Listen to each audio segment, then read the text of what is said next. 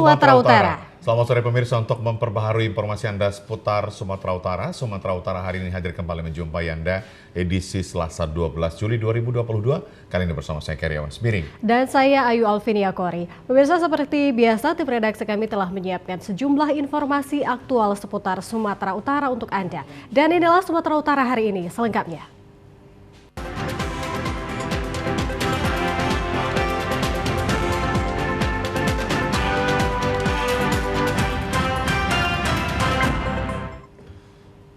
Pemirsa, peristiwa kecelakaan lalu lintas terjadi di Jalan Lintas Sumatera Medan Tebing Tinggi, persisnya di Dusun Kenanga, Desa Sukadaman, Sukamandi, Hulu, Kecamatan Pagar Merbau, Kabupaten Deli Serdang pada Senin sore. Akibat kecelakaan ini, 2 orang penumpang angkutan umum meninggal di lokasi kejadian. Mobil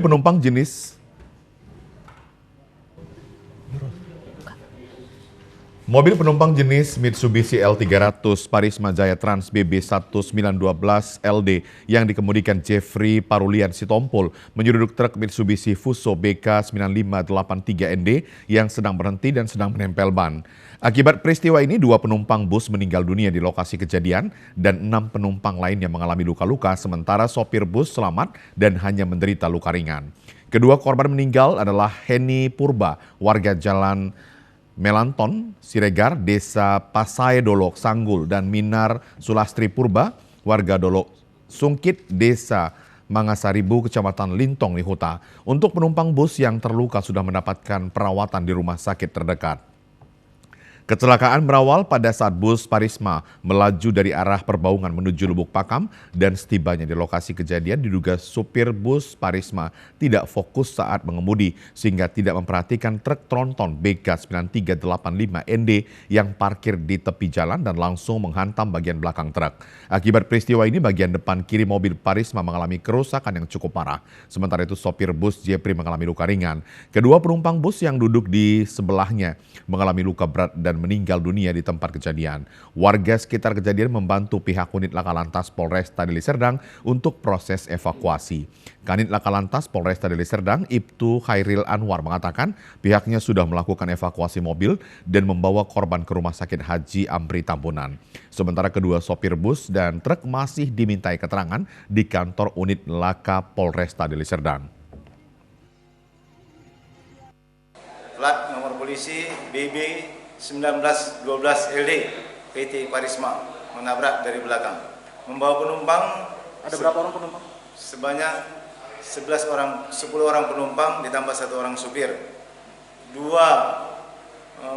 meninggal dunia, 3 orang luka-luka dan 5 orang lagi sudah kembali ke rumah kediamannya masing-masing. Usai dilakukan evakuasi dan olah tempat kejadian perkara, kedua kendaraan yang terlibat kecelakaan langsung dibawa ke gudang Satlantas Polresta Deli Serdang untuk pengamanan dan sebagai barang bukti.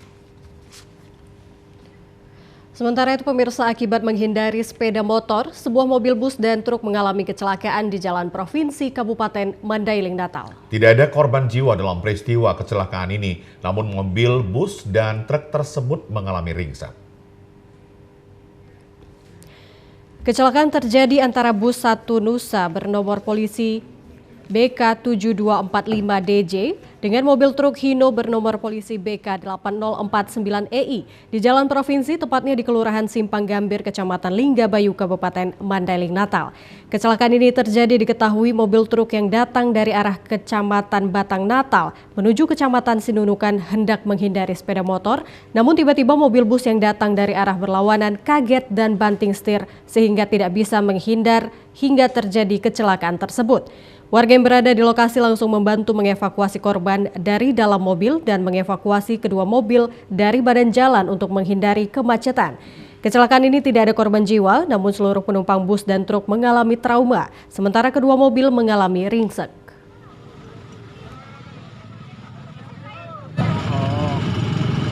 Truk itu ngelak kereta di depannya, jadi lekannya dia masuk ke kanan.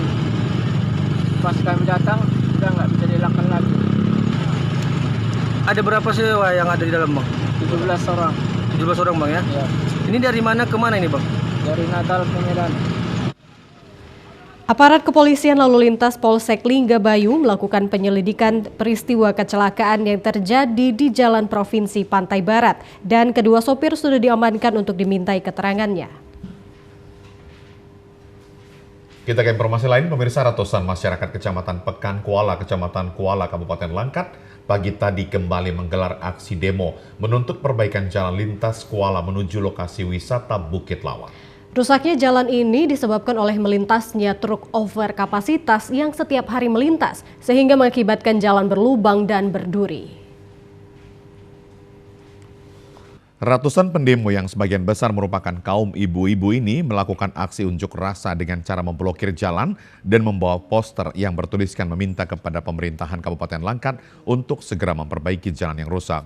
Jalan ini merupakan akses utama yang menghubungkan kota Binjai dengan Kabupaten Langkat sekaligus akses menuju lokasi wisata Bukit Lawang. Rusaknya jalan lintas ini sudah dirasakan masyarakat selama puluhan tahun dan hingga kini belum juga ada perbaikan dengan alasan pemerintah bahwasannya jalan tersebut merupakan tanggung jawab Dinas Pekerjaan Umum Provinsi Sumatera Utara. Ratusan kaum ibu-ibu ini menyetop mobil truk yang bermuatan over kapasitas dan tidak diizinkan untuk melintas, sehingga mengakibatkan jalan lintas kemacetan Kuala menuju Kecamatan Bahorok macet total.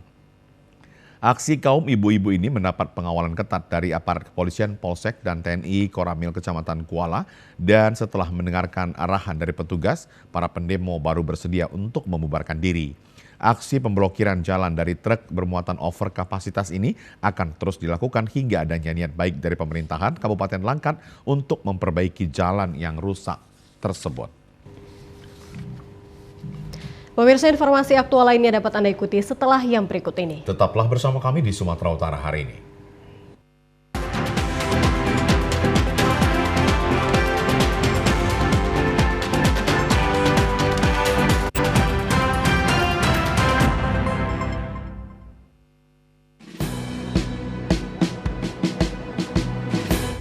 Jalani hari dengan tiga wajib, wajib iman, wajib aman, wajib imun.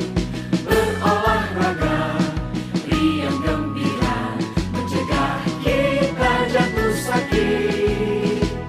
Makanan bergizi tiap hari, tidur cukup itu pasti. Dan janganlah panik, berdoa tiada henti.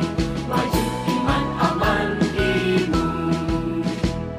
Pakailah maskermu, jagalah jarakmu, cuci tanganmu selalu. Kita raih bahagia dengan iman, aman, imun. Badan sehat, bangsa kuat. Kita raih bahagia dengan iman, aman, imun. Badan sehat, bangsa kuat.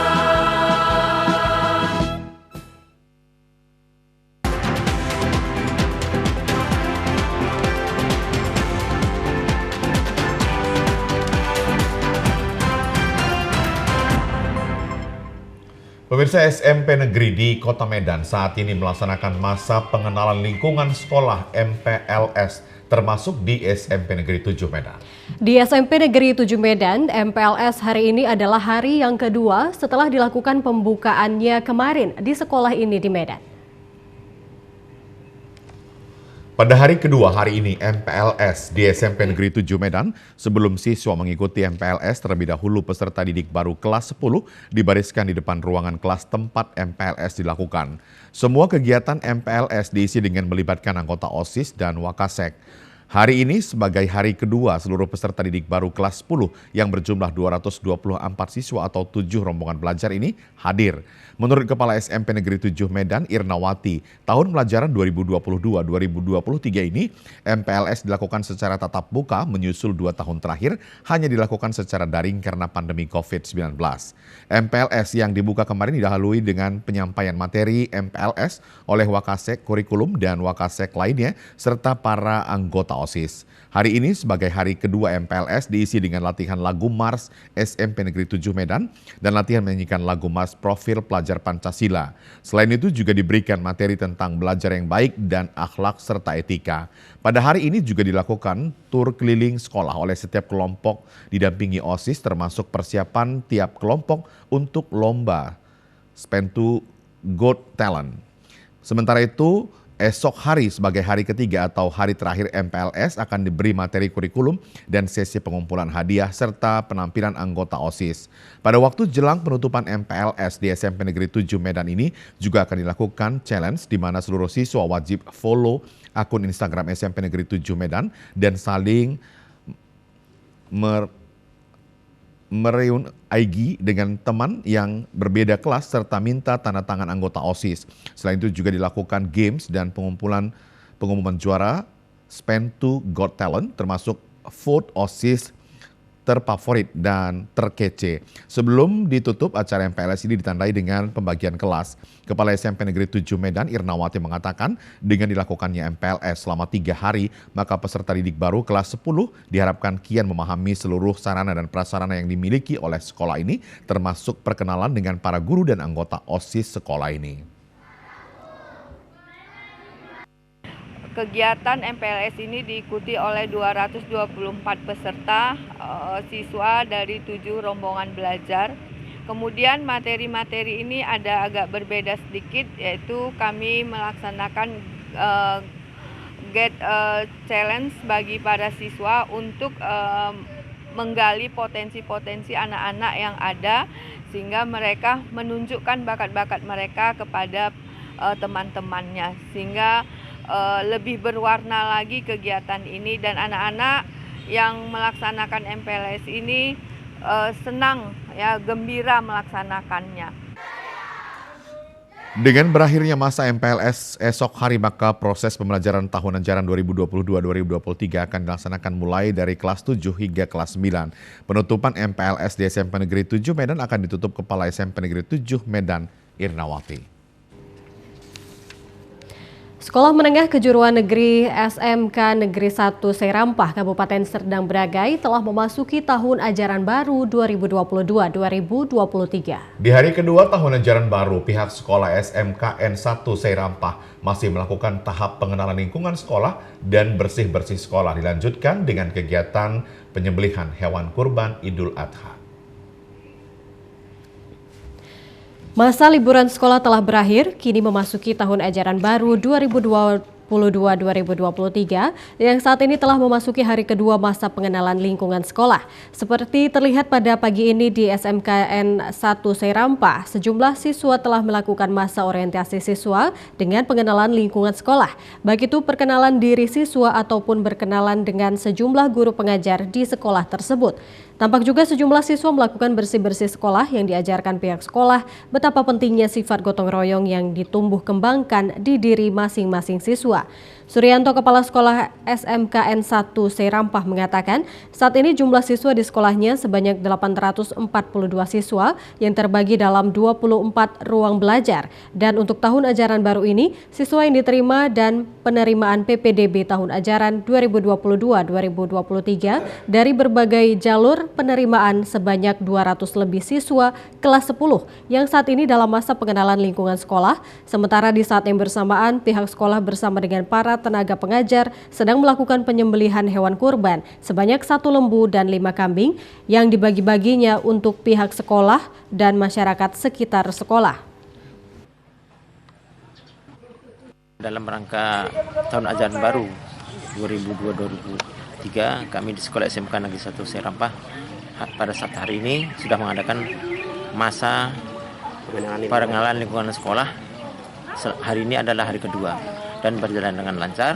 Kemudian bagi siswa-siswi yang kelas 11 dan 12, untuk sementara waktu masih beres-beres, bersih-bersih untuk kegiatan belajar mengajar akan datang. Pemirsa, meski salah satu sekolah yang akses jalannya sulit ditempuh para siswa-siswi SMA Negeri 1 Habinsaran dalam menimba ilmu, namun program sekolah tersebut tidak kalah modern dengan sekolah-sekolah di perkotaan. Masa perkenalan lingkungan sekolah di SMA Negeri 1 Habinsaran, Kabupaten Toba dilakukan pada hari pertama masuk sekolah. Berbagai kegiatan dilaksanakan di masa perkenalan lingkungan sekolah ini seperti pengisian instrumen penjurusan, pengisian instrumen di Google Form, tes akademik, dan psikotes. Kegiatan ini dilakukan adalah sebagai bentuk upaya untuk menggali minat dan bakat para siswa-siswi dalam memilih jurusannya dikarenakan untuk saat ini sistem pembelajaran masih menggunakan K13. Salah seorang siswi SMA Negeri 1 Habinsaran, Rima Siagian, mengatakan dengan adanya program sekolah untuk menggali minat dan bakat para siswa sangat terbantu dalam memilih jurusan yang sesuai dengan kemampuannya. Rima menjelaskan salah satu program sekolah yang melakukan tes psikotes sangat bermanfaat bagi siswa-siswi yang nantinya akan dapat mendekatkannya pada kemampuan diri yang sebenarnya dan lebih mendekatkannya dengan cita-citanya. Dengan adanya psikotes ini tentunya kami bisa memenuhi keinginan kami dengan mengetahui kemampuan kami, di manakah kami bisa belajar dengan baik, misalnya ada jurusan IPA dan IPS. Tentunya psikotes ini menjadi sesuatu yang sangat bermanfaat bagi kami sehingga kami bisa untuk lebih dekat dengan cita-cita kami masing-masing. Kepala SMA Negeri 1 Habinsaran, Togar Duhaman Panjaitan, mengatakan hal ini telah berlangsung selama 4 tahun terakhir dan menjadi indikator siswa-siswi dapat memilih jurusan secara mandiri dan mampu bersaing masuk ke perguruan tinggi negeri yang ada di Indonesia. Terbukti bahwa siswa-siswi SMA Negeri 1 Habinsaran untuk tahun ajaran 2021 diterima di perguruan-perguruan tinggi favorit sebanyak 88 orang melalui jalur SNMPTN. Bahkan salah satu dari siswi tersebut diterima di perguruan tinggi Southwest Petroleum University China.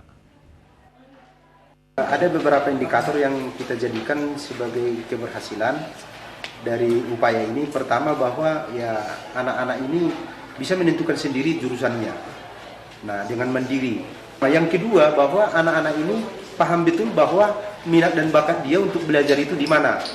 Nah, yang ketiga, anak-anak ini tahu apa yang harus dia lakukan di awal untuk mencapai cita-citanya, karena hasil dari psikotes ini kan akan menjuruskan dia ke jurusan yang mau dipilih di perguruan tinggi.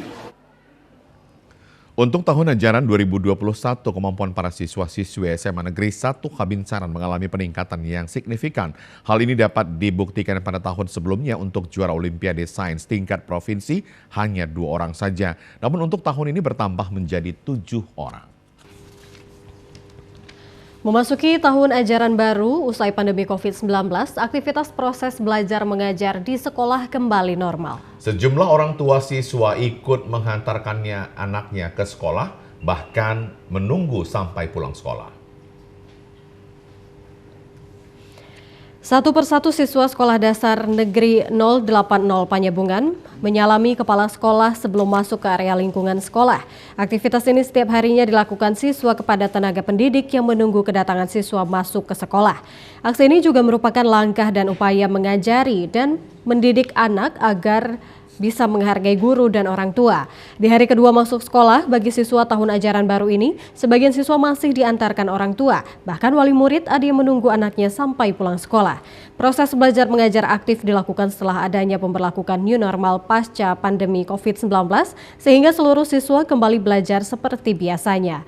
Kepala Sekolah Dasar Negeri 080 Panyabungan, Torkis, mengatakan akibat meningkatnya jumlah siswa tahun ajaran baru dan pemberlakuan new normal usai pandemi COVID-19, aktivitas proses belajar mengajar kembali diaktifkan seperti biasanya yang mengakibatkan kekurangan ruangan kelas. Pihak sekolah terpaksa menyekat 5 ruangan kelas. Karena alasannya diantarkan oleh orang tuanya. Maklumlah anak didik tersebut masih mungkin anak yang bontot dia, yang paling kecil. Dan merengek-rengek lagi dan harus diantarkan oleh orang tuanya di dalam kelas. Bahkan ada orang tua yang menunggu sampai dengan pulang sekolah. Karena jam masuk kita adalah mulai jam 8.00 sampai dengan jam 10.30 untuk siswa kelas 1. Akibat kekurangan ruangan kelas ini, pihak sekolah berharap agar pemerintah daerah dan Dinas Pendidikan menampung anggaran untuk penambahan ruangan kelas baru atau merenovasi ruangan untuk dijadikan bertingkat karena lahan sekolah sudah tidak ada lagi. Pemirsa, informasi aktual lainnya akan kami hadirkan sesaat lagi. Tetaplah bersama Sumatera Utara hari ini.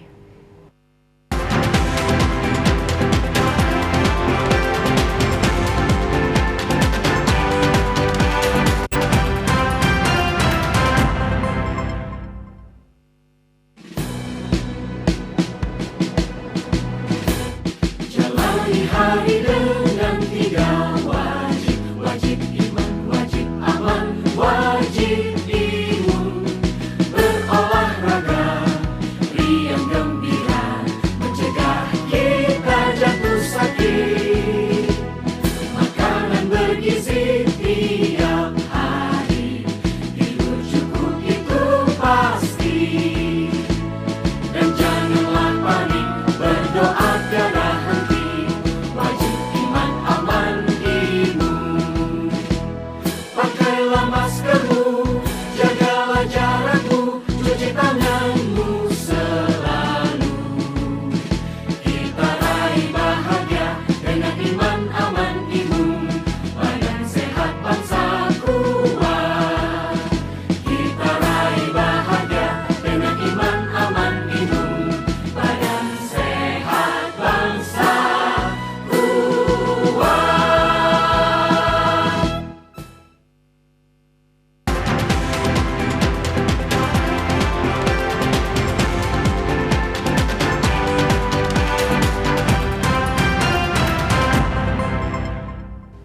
Pemirsa, Wakil Gubernur Sumatera Utara Musa Rajeksa melepas secara resmi 960 mahasiswa yang berasal dari perguruan tinggi Universitas Islam Sumatera Utara untuk mengikuti kuliah kerja nyata tahun 2022. Melalui kegiatan KKN tersebut diharapkan dapat mengentaskan daerah yang dituju dari ketertinggalan dan meningkatkan kesejahteraan masyarakat.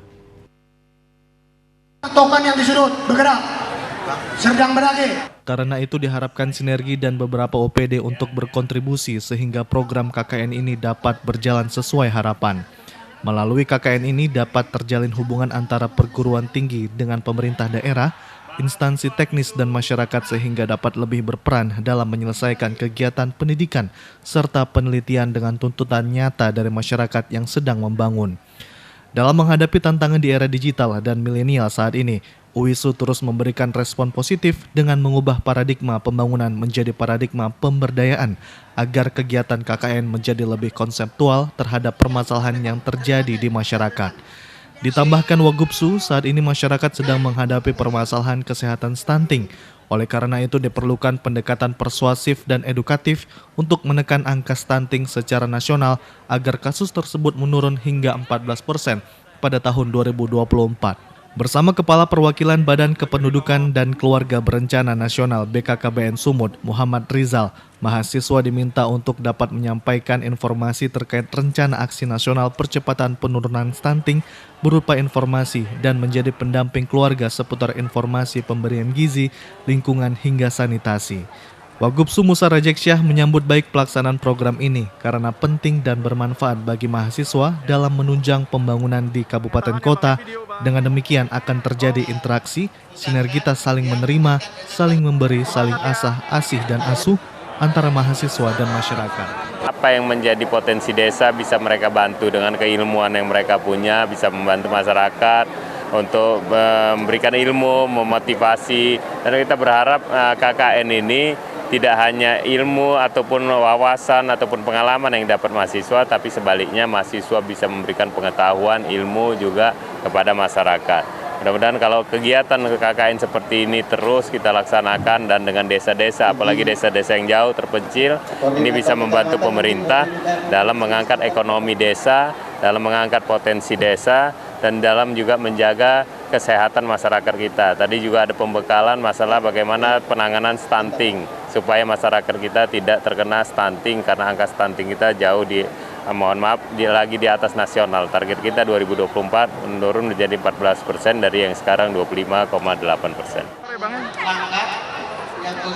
Pemirsa, Pangdam 1 Bukit Barisan menggelar silaturahmi dengan ngopi bareng bersama veteran dan insan media di Cafe BME, Jalan Suprapto, Medan kemarin malam. Silaturahmi ini menjadi wadah antara Kodam 1 Bukit Barisan dan veteran serta insan media untuk berbagi informasi dan menyikapi perkembangan situasi terkini dengan saling memberikan informasi yang konstruktif.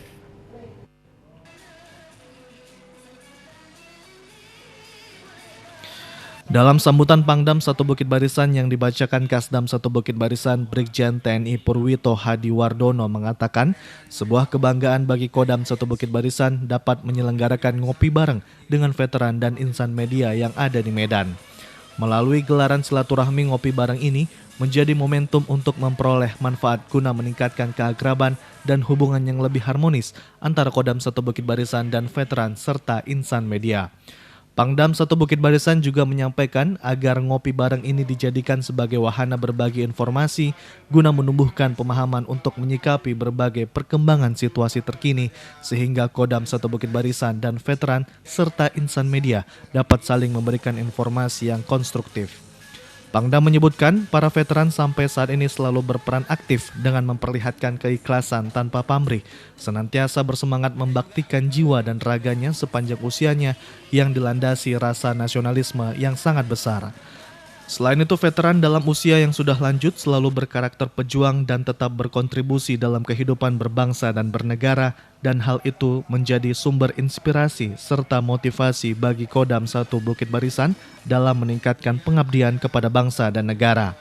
Pada kesempatan itu, Ketua PWU Sumut, Varianda Putra Sinik, juga mengapresiasi ngopi bareng yang dilakukan Kodam 1 Bukit Barisan bersama insan media dan veteran. Ketua PWI Sumut menyampaikan akan selalu mendukung program Kodam 1 Bukit Barisan. Sementara itu, Ketua LVRI Sumut Marjono menyampaikan terima kasih kepada Kodam 1 Bukit Barisan melalui Babin Minfenkat Kodam 1 Bukit Barisan Kolonel Infantri Jokosu yang selalu memberikan perhatian dan pelayanan kepada veteran Sumut yang berjumlah 3.000 orang. Pada silaturahmi yang dilakukan Kodam 1 Bukit Barisan memberikan bingkisan kepada veteran dan insan media yang hadir. Pemirsa, Wakil Gubernur Sumatera Utara Musara Jeksa mengapresiasi kepedulian organisasi kepemudaan Pemuda Pancasila Kota Medan bermanfaat bagi masyarakat. Kepedulian Pemuda Pancasila Kota Medan tersebut diwujudkan saling berbagi dengan menyembelih 10 ekor sapi di momentum Idul Adha 1443 Hijriah di Medan kemarin. Idul Adha bagi umat muslim memiliki makna yang mendalam sebagai momentum pengorbanan Nabi Ibrahim terhadap anaknya Nabi Ismail untuk disembelih semata-mata demi menjalankan serta mendekatkan diri kepada Allah Subhanahu wa taala. Sebagai organisasi kepemudaan, Pemuda Pancasila Kota Medan dalam perayaan Idul Adha 1443 Hijriah sebagai momentum untuk meningkatkan ketakwaan dan peduli kepada masyarakat dengan menyembelih 10 ekor sapi di Jalan Karya Bakti, Medan Johor. Wakil Gubernur Sumatera Utara Musara Jeksa mengapresiasi kepada Pemuda Pancasila Kota Medan yang turut berpartisipasi dalam penyembelihan hewan kurban yang memberi manfaat bagi masyarakat. Saya apresiasi buat MPC Kota Medan, setiap tahun hewan kurbannya bertambah terus. Dari tahun lalu, tahun ini bertambah, udah 10 ekor. Artinya ini ya ada peningkatan kesadaran bagi anggota kader Pemuda Pancasila Kota Medan. Saya berharap ini terus dilakukan dan berbuat di tengah masyarakat dalam kegiatan dalam hal apapun, dalam keseharian juga. Semoga Pemuda Pancasila bermanfaat dan untuk kebaikan masyarakat di tengah kehidupan itu. Ketua MPC Pemuda Pancasila Kota Medan, M. Rahmadiansyah bersama keluarga dan para kader melakukan penyembelihan hewan kurban sebanyak 10 ekor sapi. Pelaksanaan kurban perayaan Idul Adha 1443 Hijriah oleh Pemuda Pancasila Kota Medan diharapkan mendapatkan keberkahan dari Allah Subhanahu wa taala. Pemuda Pancasila. Kegiatan ini mungkin setiap tahunnya dari mulai saya menjabat 2019, alhamdulillah sampai dengan hari ini masih terus berlanjut, dan pertama kali kita memotong hewan kurban itu ada 6, 2002 habis itu 8, hari ini bisa 10, alhamdulillah mungkin di tahun depan bertambah lagi sehingga bisa juga kita membagikan ke lebih banyak masyarakat lagi. Sapi yang kita kurbankan semua bisa dibagikan dan disalurkan dengan baik panitia untuk masyarakat di sekitar tanah ini di wilayah Johor dan juga juga di 23 kecamatan yang ada di seluruh wilayah Kota Medan disalurkan melalui ketua PAC Kota Medan. Pemuda Pancasila sebagai organisasi kepemudaan memiliki program kerja dalam membangun masyarakat menuju lebih baik dan sejahtera. Pemirsa, pelaksanaan penyembelihan hewan kurban dilakukan jajaran Kecamatan Medan Johor di Taman Cadika. Jalan Karya Wisata Medan mendapat apresiasi Wali Kota Medan Bobi Afif Nasution kemarin. Sebanyak 17 ekor lembu disembelih yang merupakan hewan kurban para pegawai kecamatan, kelurahan, dan kepala lingkungan. Apresiasi Wali Kota Medan Bobi Afif Nasution saat menyaksikan pelaksanaan penyembelihan hewan kurban yang dilakukan jajaran Kecamatan Medan Johor. Wali Kota Medan berharap agar daging kurban yang dibagikan dapat memberikan manfaat bagi warga penerimanya. Menurut Wali Kota Medan Bobi Afif Nasution, penyembelihan hewan kurban di Hari Raya Idul Adha sesungguhnya adalah berbagi. Oleh karenanya siapapun yang diberikan kemampuan oleh Allah Subhanahu wa Ta'ala untuk dapat memberi dan berbagi kepada siapapun, maka melalui momentum inilah kita diajarkan bagaimana indahnya berbagi dan bisa diterapkan selalu dalam kehidupan sehari-hari. Camat Medan Johor Chandra Dalimunte mengatakan pelaksanaan penyembelihan hewan kurban ini dilakukan oleh ASN dan Kepala Lingkungan sekecamatan Medan Johor dengan jumlah 17 ekor lembu. Sedangkan jumlah peserta kurban sebanyak 119 orang dari 53 ASN dan 66 Kepala Lingkungan. Sementara pelaksanaan penyembelihan hewan kurban dilaksanakan 1 hari setelah Hari Raya Idul Adha 1443 Hijriah. Camat Medan Johor Chandra Dalimunte berharap kegiatan ini dapat memberikan manfaat bagi masyarakat yang berada di Kecamatan Medan Johor, khususnya masyarakat yang membutuhkan seperti keluarga, stunting, dan petugas kebersihan. Terima kasih kepada Bapak Wali Kota Medan, Bapak Muhammad Bobi Afif Nasution SEMM yang hadir menyaksikan penyembelihan hewan kurban bagi ASN dan Kepala Lingkungan sekecamatan Medan Johor. Semoga kurban ini bisa bermanfaat bagi masyarakat yang membutuhkan. Sekali lagi terima kasih Pak atas kehadirannya dan semangat kami untuk lebih bekerja untuk mewujudkan Medan yang berkah, maju, dan kondusif. Sore harinya daging kurban ini dibagikan kepada masyarakat Medan Johor. Kejaksaan Negeri atau Kejari Labuhan Batu menyembelih 2 ekor sapi pada perayaan Idul Adha 1443 Hijriah. Penyembelihan hewan kurban ini sebagai bentuk rasa syukur sekaligus menjadi momentum untuk mengeratkan silaturahmi khususnya di lingkungan kejaksaan dan masyarakat sekitar. 2 ekor sapi disembelih Kejari Labuhan Batu yang disaksikan langsung oleh Kajari, para kasih, dan jaksa yang berkurban di kantor Kejaksaan Rantau Prapat Labuhan Batu pada Senin pagi. Kepala Kejaksaan Negeri Labuhan Batu Jeffrey Penangin Makapedua mengucapkan selamat Idul Adha 1443 Hijriah dan di kesempatan hari berbahagia tersebut pihaknya menyembelih 2 ekor sapi. Nantinya daging segar dari hewan kurban ini akan disalurkan selain kepada jaksa, ASN, dan honorer di lingkungan kejaksaan setempat, juga kepada warga sekitar dan panti asuhan di seputaran kota Rantau Prapat. Momen Idul Adha ini saya berharap dapat menyatukan hubungan erat dan kekeluargaan pertama antara kami, warga Kejaksaan Negeri Labuhan Batu, dan juga kepada masyarakat sekitar serta adik-adik kita, anak-anak kita yang ada di panti asuhan. Kajari pun berharap Idul Adha dapat dijadikan momentum untuk saling mempererat silaturahmi sesama keluarga besar kejaksaan, warga sekitar, dan anak-anak panti asuhan. Pemirsa, Dewan Pimpinan Daerah PDI Perjuangan Sumut menyembelih 40 ekor lembu sebagai bagian dari pelaksanaan kurban Idul Adha 1443 Hijriah. Sejumlah ekor lembu yang disembelih ini sebagai bagian dari pelaksanaan kurban di Hari Raya Idul Adha sebagai perwujudan dan ketakwaan kader-kader PDI Perjuangan kepada Allah Subhanahu wa Ta'ala. Kader Partai PDI Perjuangan yang juga Ketua DPRD Sumatera Utara Baskami Ginting mengatakan esensi berkurban dengan berbagi kepada kaum duafa merupakan momentum untuk saling berbagi. Dengan pelaksanaan pemotongan hewan kurban dilaksanakan di DPC Sesumut dan di DPD dengan total 40 ekor lembu atas nama pengurus. Pelaksanaan penyembelihan hewan kurban perwujudan dari keimanan dan kepercayaan pimpinan PDI Perjuangan kepada Allah Subhanahu wa Ta'ala, Tuhan Yang Maha Esa, dan tanggung jawab sosial PDI Perjuangan kepada umat. Pengadaan hewan kurban ini merupakan partisipasi secara gotong royong dari anggota DPR RI Dapil Sumut, anggota DPRD Sumut, dan pengurus DPD PDI Perjuangan Sumut, serta seluruh anggota DPRD fraksi PDI Perjuangan Kabupaten Kota juga melaksanakan kurban di daerah masing-masing.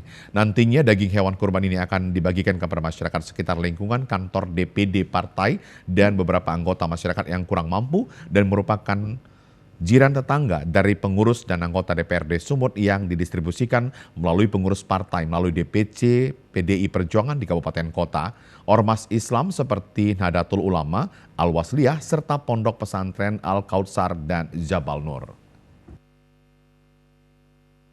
Pada hari ini kami di PDI Perjuangan Sumatera mengadakan kurban 7 lembu. 7 lembu itu kami berikan kepada masyarakat yang tidak mampu. Dan sekaligus kami berikan 1 kilogram minyak makan. Ya, kami berbagi sesama lah, Harapan kami ya supaya kami juga didoakan mereka supaya nanti tiga periode hat-trick ini PDI Perjuangan bisa menang.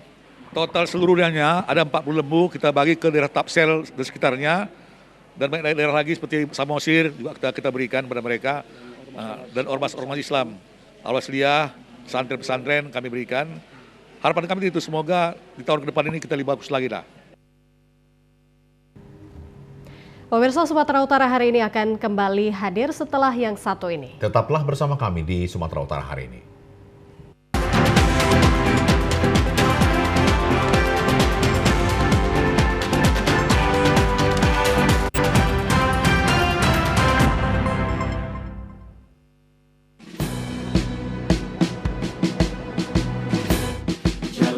Hari dengan 3 wajib, wajib iman, wajib aman, wajib imun.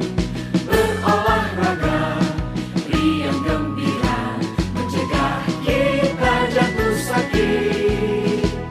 Makanan bergizi tiap hari, tidur cukup itu pasti.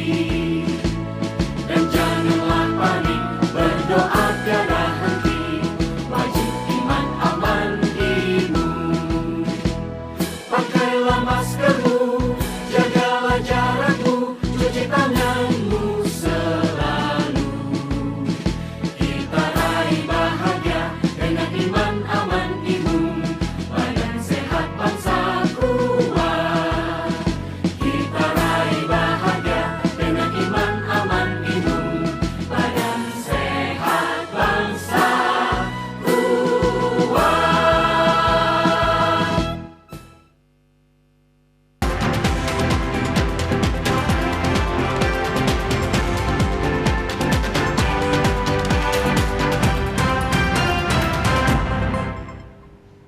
Pemirsa, pemerintah terus menggelorakan gerakan Ayo Berkoperasi yang terhubung dengan program gerakan Revolusi Mental.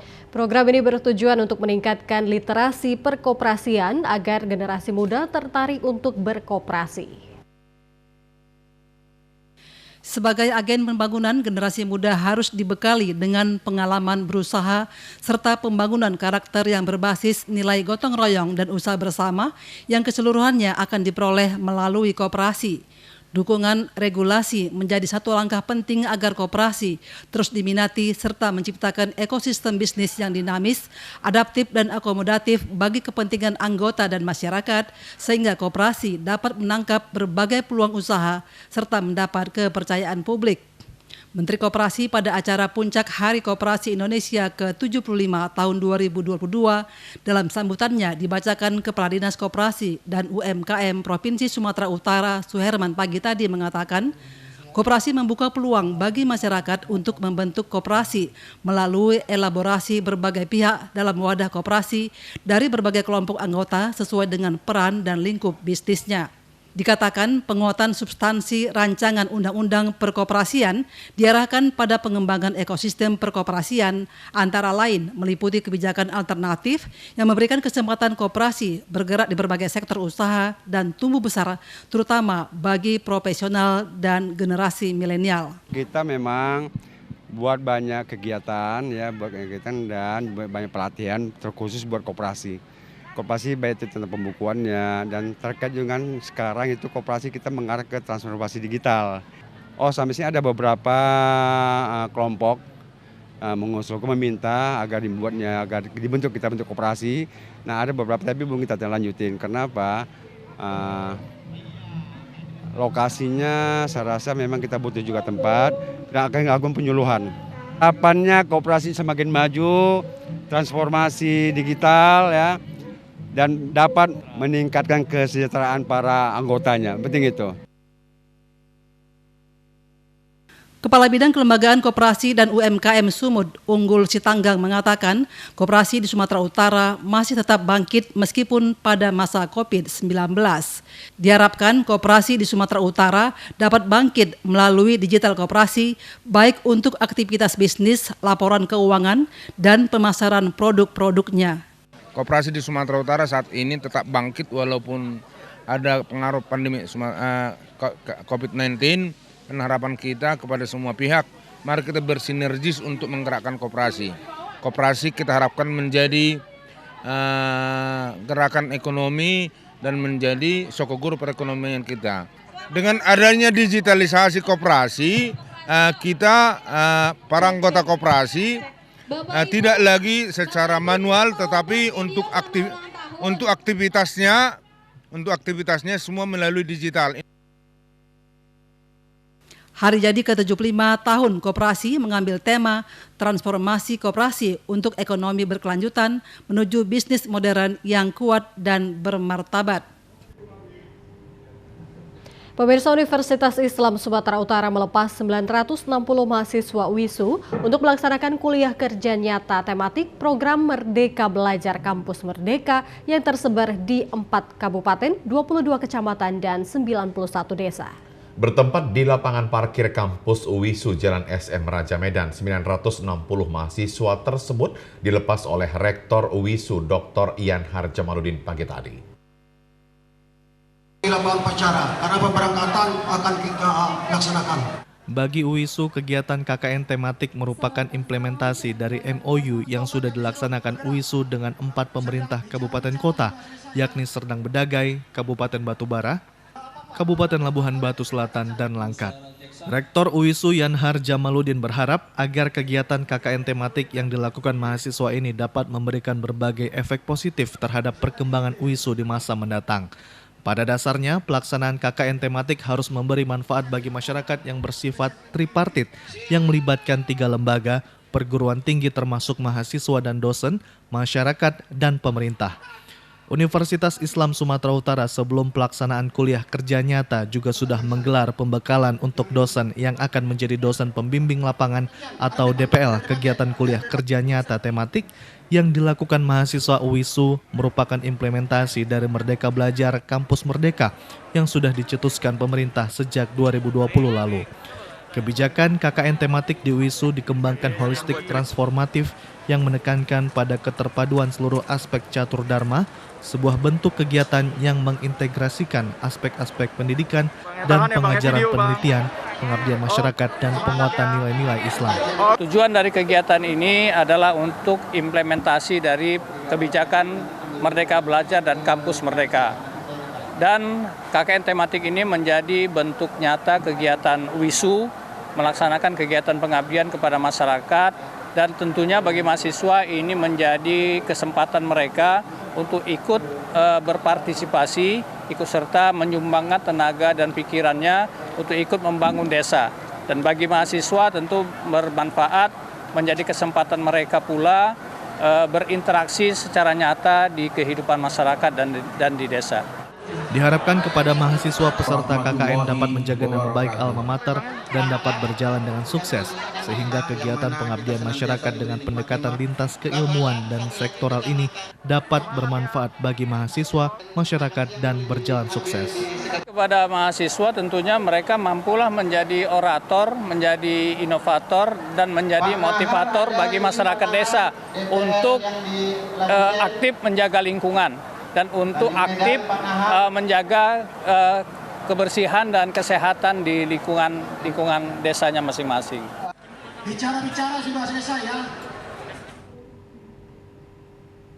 Pemirsa, Desa Huta Ginjang, Kabupaten Tapanuli Selatan berhasil membangun dan mengelola bank sampah.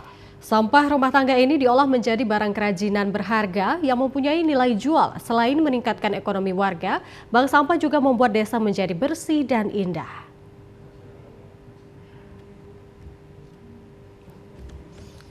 Puluhan ibu rumah tangga warga Desa Huta Ginjang, Kecamatan Angkola Timur, Kabupaten Tapanuli Selatan mengantri tertib untuk menjual sampah rumah tangga mereka. Sampah rumah tangga seperti kardus bekas, kemasan sabun colek botol, air mineral hingga karung goni rusak dijual ke bank sampah Sumber Rejeki yang dikelola oleh para ibu-ibu rumah tangga di Desa Huta Ginjang ini. Sampah yang sudah terkumpul didata petugas bank sampah untuk pembayaran setiap bulannya. Sampah yang sudah dibeli kemudian dibawa petugas ke gudang untuk dibersihkan dan dipilih menurut jenis dan fungsinya. Setiap bulannya ratusan kilogram sampah warga dikumpulkan di gudang ini. Sebagian besar sampah ini seperti bekas kemasan plastik, logam, hingga besi kemudian dijual ke pengepul dari Kota Medan. Sementara sampah yang bisa diolah oleh ibu-ibu rumah tangga diolah menjadi barang kerajinan bernilai ekonomi tinggi. Hasil kerajinan seperti kursi dari plastik, tas sandang, dompet, asbak hingga tempat tisu dijual mulai dari 5.000 hingga puluhan ribu rupiah. Kerajinan dari sampah ini sudah dipasarkan hingga ke Kota Medan, pasar lokal di Tapanuli Selatan, dan Kota Padang Sidimpuan. Keuntungannya sendiri ada beberapa aspek ya Bang. Yang pertama itu dari aspek ekonomi, ada nilai ekonomisnya, dari aspek pendidikan. Jadi masyarakat bisa mengetahui ilmu-ilmu tentang cara pemilahan sampah tersebut. Dan secara keseluruhan itu berdampak bagi masyarakat luas. Adanya bank sampah Desa Sumber Rejeki ini ternyata mampu menambah penghasilan keluarga. Pak, bagi kami adanya bank sampah, keluarga kami bisa menabung di bank sampah dengan meningkatkan kesejahteraan keluarga. Di desa kami dengan adanya bank sampah, desa kami semakin bersih dengan sampah. Pengelolaan sampah yang baik ini membuat Desa Huta Ginjang, Angkola Timur, Kabupaten Tapanuli Selatan sebagai desa percontohan di Kabupaten Tapanuli Selatan. Pemirsa, meski perayaan Hari Raya Idul Adha telah usai, namun harga-harga sejumlah komoditas pertanian seperti cabai merah dan komoditi sayur mayur di pasar-pasar tradisional di Siborong-Borong masih relatif tinggi. Menurut sejumlah pedagang, belum adanya penurunan harga tersebut akibat dari kurangnya stok pasokan dari petani lokal ataupun dari luar daerah yang masuk ke pasar. Akibat minimnya ketersediaan stok sejumlah komoditas pertanian di pasar Siborong-Borong membuat harganya masih relatif tinggi seperti cabai rawit di kisaran harga Rp85.000 dan cabai merah Rp85.000 per kilonya. Kenaikan harga sejumlah komoditas pertanian di pasar Siborong-Borong yang menjadi pusat transaksi hasil pertanian dari Taput serta Humbang Hasundutan dan Toba saat menjelang hari pekan diakibatkan tingginya kebutuhan untuk pasar tradisional di luar daerah seperti Padang Sidimpuan hingga Riau. Sejumlah pengepul pun terlihat saling berebutan untuk membeli sejumlah komoditi pertanian tersebut dari petani seperti berbagai varietas sayur mayur, tomat, cabai, kentang, wortel, dan bawang merah yang turut mengalami kenaikan harga dari hari pekan sebelumnya. Kenaikan harga-harga tersebut menurut Pantas Aritonang cukup menguntungkan bagi petani dan pedagang atau pengumpul lokal dan dari luar daerah yang membeli hasil pertanian warga dalam jumlah besar untuk dijual kembali ke luar daerah.